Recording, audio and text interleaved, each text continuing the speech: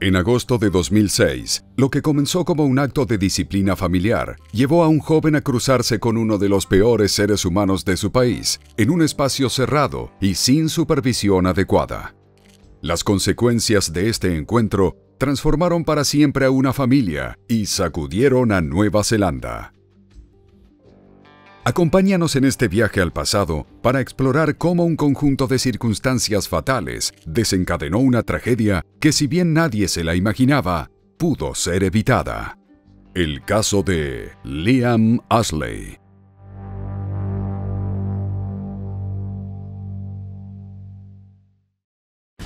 Hola amigos, bienvenidos a Encarcelados. Mi nombre es Mariano y en este canal, 3 veces por semana, te contaré las más impactantes historias que han llevado a muchos tras las rejas. Quédate conmigo para escucharlas, pero antes, te pido que te suscribas a este canal y le des un me gusta a este video para que sigas escuchándome. Sin decir más, comencemos. Liam John Ashley nació el 17 de mayo de 1989 en Auckland, Nueva Zelanda. Sus padres, Ian y Lorraine, expresaron que desde pequeño se distinguió por su alegre sonrisa, la cual parecía iluminar cualquier lugar. A pesar de que sus logros no eran siempre grandes, Liam los vivió intensamente, y esa energía le permitía encarar cada día con entusiasmo. Al crecer, como cualquier otro joven, sus aspiraciones y sueños se desplegaban con naturalidad y estaba rodeado por el amor incondicional de su familia, quienes, de hecho, lo llamaban cariñosamente nuestro hermoso niño. Sin embargo, a lo largo de los años, Liam luchó con su salud mental. Los problemas internos que enfrentaba lo llevaron poco a poco por un camino de conductas erráticas que con el tiempo se tradujeron en actos delictivos, siendo los robos la forma más visible de su guerra interna. Gracias a sus acciones, se tuvo que enfrentar con las autoridades locales en distintos momentos, lo que generaba un ambiente de tensión con sus padres. La persona más afectada por sus acciones fue su madre, Lorraine, ya que la mayoría de los delitos que Liam cometía iban dirigidos hacia ella. Esto los llenaba de temor, ya que veían cómo la situación escalaba poco a poco. Su pequeño hijo había cambiado completamente, y sentían que se les estaba escapando de las manos. En varias ocasiones, Liam había tomado sin autorización el carro de su madre, y fue precisamente una de estas veces, en agosto del 2006, que los preocupados padres decidieron enfrentar el problema de una forma diferente. Aunque, como ya mencionamos, esta conducta no era nueva en él, creyeron que era momento de darle una lección que le ayudara a reflexionar, por lo que presentaron cargos en su contra. Incluso solicitaron que Liam pasara una noche en la cárcel, con la esperanza de que el impacto de esa experiencia lo hiciera replantearse su comportamiento y comprender finalmente que sus acciones tenían consecuencias reales.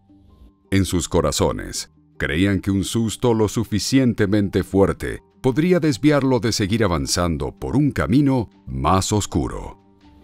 Sin embargo, el mismo día de su detención, la situación se tornó más complicada. El abogado defensor pidió ante la corte, durante una primera audiencia, que apelaran a la comprensión y la empatía. Liam, con apenas 17 años, se encontraba en una situación de vulnerabilidad. No obstante, la jueza del caso decidió negar la solicitud de libertad bajo fianza presentada. Fue así que Liam fue enviado a prisión, donde esperaría un juicio por el robo del carro de su madre.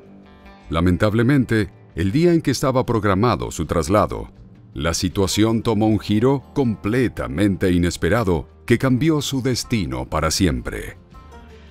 El 24 de agosto de 2006, el joven de 17 años fue asignado a uno de los 4 compartimentos de una camioneta penitenciaria que era operada por una empresa de seguridad llamada Chubb Security, que bajo un contrato con el gobierno neozelandés era responsable de la movilización de prisioneros.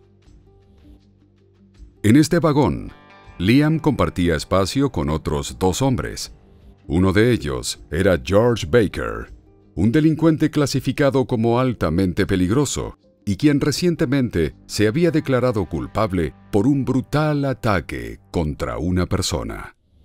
Es importante resaltar que, después de cumplir una condena de 7 años, durante la cual recibió tratamiento psiquiátrico tras una violenta invasión de hogar, apenas había estado en libertad por 3 semanas.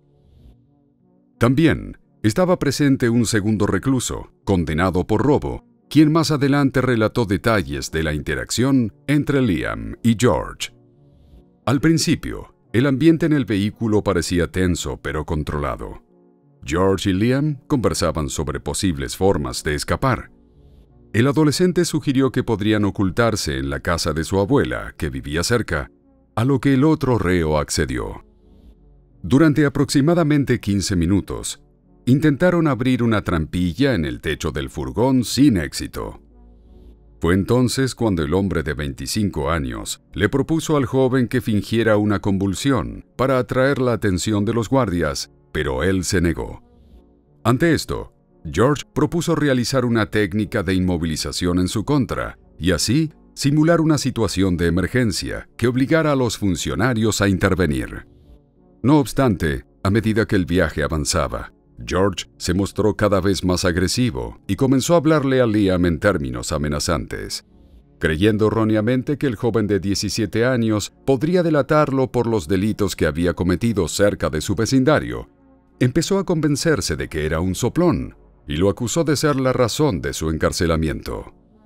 La situación se salió rápidamente de control cuando el criminal, enfurecido, procedió a sujetar el cuello de Liam con mucha más fuerza, aplicando presión por más de 10 minutos. Con una violencia desmedida, trató de romper los huesos de esa zona, sacudiéndolo de un lado a otro mientras él luchaba por respirar. En ese momento, el otro recluso, horrorizado, pidió a George que se detuviera, temiendo por la vida del joven. En vez de lograr que parara, recibió una amenaza de muerte en su contra. Aunque había mucho ruido proveniente del compartimento donde se encontraban, los guardias en la parte frontal del vehículo no voltearon ni una vez, ajenos a los gritos desesperados de Liam. Una vez que llegaron a la prisión de Oakland, George decidió acabar el ataque con una serie de patadas contra Liam, que yacía en el suelo, inconsciente y gravemente herido. Al abrirse las puertas de la camioneta, los guardias encontraron la desgarradora escena. Liam estaba cubierto de sangre, mientras que George, desafiante, les gritaba que sus esfuerzos por salvarle la vida serían inútiles, ya que el daño que había causado era irreparable. Por desgracia, tenía razón. El joven fue trasladado de emergencia a un centro de salud cercano, donde los especialistas determinaron que había sufrido lesiones cerebrales críticas de las cuales no se iba a poder recuperar. Cerca de las 10:30 de la mañana, del 25 de agosto del 2006, tras horas de agonía, sus padres decidieron desconectarlo del soporte vital. Minutos más tarde, falleció. El juicio contra George por el asesinato de Liam avanzó con sorprendente rapidez, en gran parte porque el hombre ya había admitido plenamente su culpabilidad. No obstante, tanto la fiscalía como el abogado defensor ofrecieron perspectivas muy distintas en busca de una sentencia justa.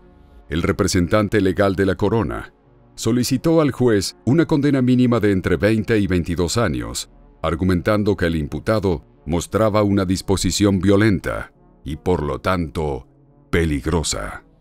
Añadió que este aspecto de su vida, lejos de incomodarlo, parecía enorgullecerlo. Por otro lado, el abogado defensor, si bien reconoció que la familia Ashley estaba enfrentando una pérdida terrible, sostuvo que esta tragedia podría haberse evitado. Explicó que en lugar de recibir el apoyo y tratamiento adecuados para sus problemas psiquiátricos, George había sido ignorado y maltratado por el sistema de salud mental penal. Según su argumento, esto constituía un error monumental que dejó al defendido sin la ayuda que necesitaba. Posiblemente, convirtiéndolo en un riesgo aún mayor para quienes lo rodeaban. Para finalizar, dio a conocer una carta escrita por el propio George, en la cual lamentaba lo sucedido. No obstante, esto contradecía completamente la actitud que el hombre había mantenido durante el proceso judicial, así como también sus declaraciones tras ser interrogado por las autoridades. Antes de dictar sentencia, el juez expresó su preocupación por el riesgo evidente que el imputado representaba tanto para otros como para sí mismo y aclaró que su decisión se basaría en los hechos del caso, no en especulaciones. Con esto, hacía referencia específicamente a los señalamientos sobre las deficiencias en el área de salud mental, los cuales no constituían pruebas suficientes. Por el contrario, en los documentos revisados durante el juicio, se incluía un informe del Departamento de Prisiones que exponía los errores de comunicación y malentendidos que causó que el joven de 17 años y un convicto reincidente fueran ubicados en el mismo compartimento del vehículo de traslado. Este escrito fue crucial a la hora de imponer la condena. Finalmente, el 14 de diciembre de 2006, George, de 25 años en ese momento, fue sentenciado a cadena perpetua, con un periodo mínimo de libertad condicional de 18 años. Adicionalmente, se le impusieron castigos por los otros cargos que se le habían imputado previos al incidente, incluyendo amenazas de muerte, robo agravado y agresión con intención de herir. No obstante, la contundencia de la sentencia no fue suficiente para aliviar el dolor de la familia de Liam. Lorraine, su madre, compartió frente al tribunal cómo se sentían atrapados en el fondo de un gran pozo negro. En su testimonio, describió a su hijo como una pieza fundamental de su vida, alguien cuya ausencia dejó un vacío abrumador, transformando cada día en una dura lucha por sobrellevar la pérdida. Tanto ella como su esposo Ian confesaron que cargaban con el sentimiento de culpa por su muerte. A finales de enero de 2009, la familia, aún conmocionada por la terrible muerte de Liam, manifestó su indignación por la negligencia que había puesto al joven en un espacio cerrado junto a un prisionero adulto y peligroso. Al enterarse de los errores en el sistema penitenciario, Ian y Lorraine presionaron para que el Departamento de Prisiones asumiera la responsabilidad por lo ocurrido, presentando una demanda para prevenir futuras tragedias. Por este motivo, se realizó un informe en el cual explicaron detalladamente los múltiples factores que llevaron al fatal desenlace. La gestión deficiente del transporte de reclusos, el manejo incorrecto de información crítica sobre los prisioneros, la omisión de alertas y una profunda confusión en los protocolos de seguridad.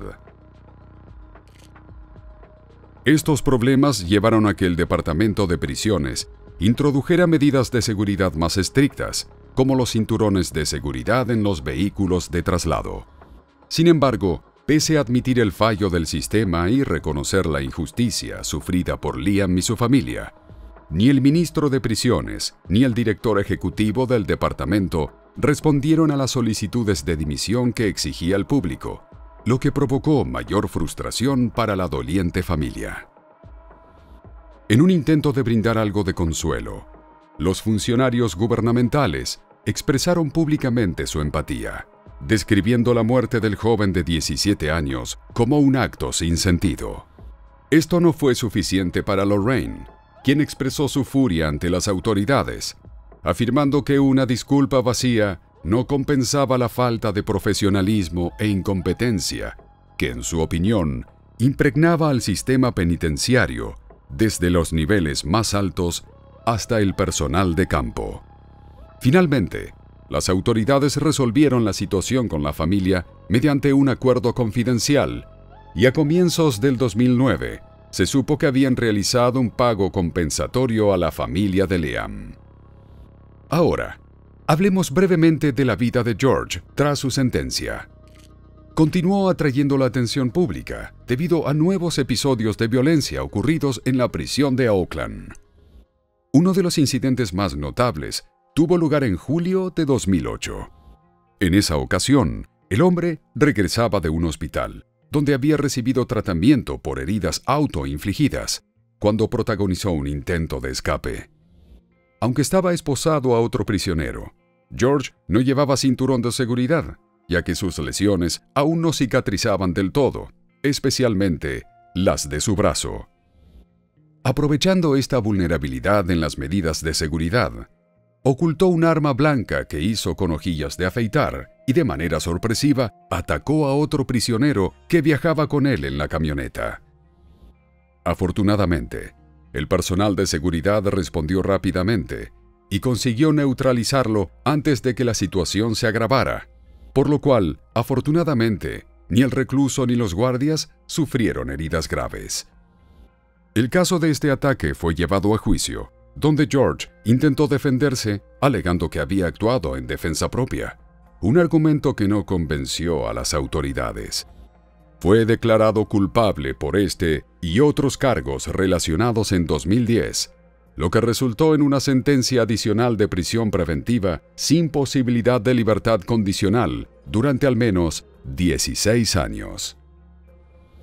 La celebración de este nuevo proceso judicial generó una considerable polémica, especialmente entre los familiares de Liam. Ian, el padre del joven, expresó públicamente su indignación por el hecho de que a George se le permitiera defenderse a sí mismo en la corte. Para él, esta oportunidad convertía el juicio en una especie de espectáculo, algo que consideraba una falta de respeto hacia la memoria de su hijo, incluso si este nuevo incidente no tenía nada que ver con el pasado. Además, criticó que se permitiera a un delincuente tan peligroso usar recursos públicos para financiar su defensa, y aún más, cuestionó que se le brindara la posibilidad de interrogar directamente a las personas involucradas. Con el tiempo, George continuó sumando incidentes problemáticos. El último conocido fue en 2017, cuando enfrentó una nueva acusación por amenazar a un guardia de la prisión de máxima seguridad en la que estaba confinado. Si bien intentó justificarse con el argumento de defensa propia, el juicio, que duró 2 días, concluyó con una nueva condena en su contra, aumentando aún más las ya duras restricciones de su encierro. Para finalizar, vamos a hablar de las críticas importantes sobre los protocolos de traslado de prisioneros, comenzando 6 meses después de la finalización del primer juicio contra George en 2006. La empresa de seguridad encargada de operar la camioneta de transporte penitenciario se encontró en el centro de una intensa crítica pública.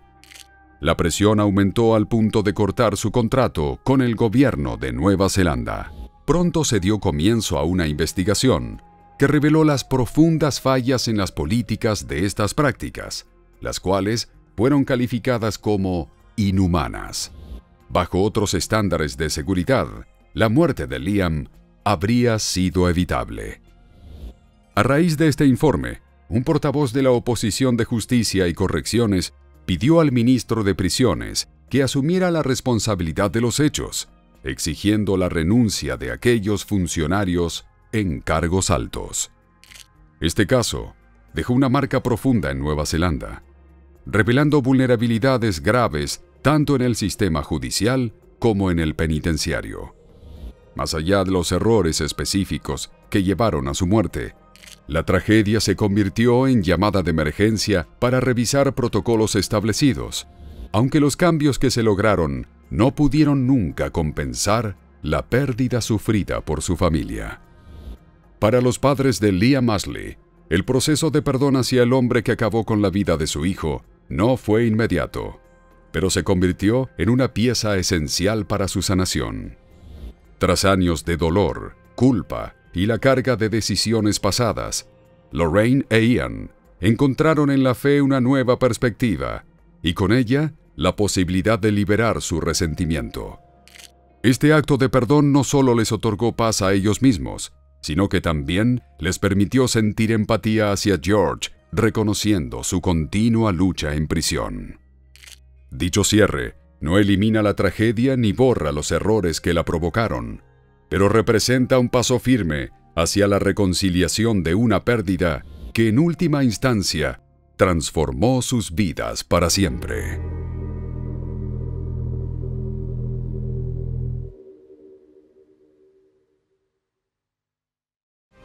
Y bueno amigos, aquí termina el video de hoy. Como ya te lo pedí antes, te recuerdo que te suscribas y dejes un me gusta si este contenido te ha parecido interesante. Nos vemos en la siguiente historia. Hasta pronto.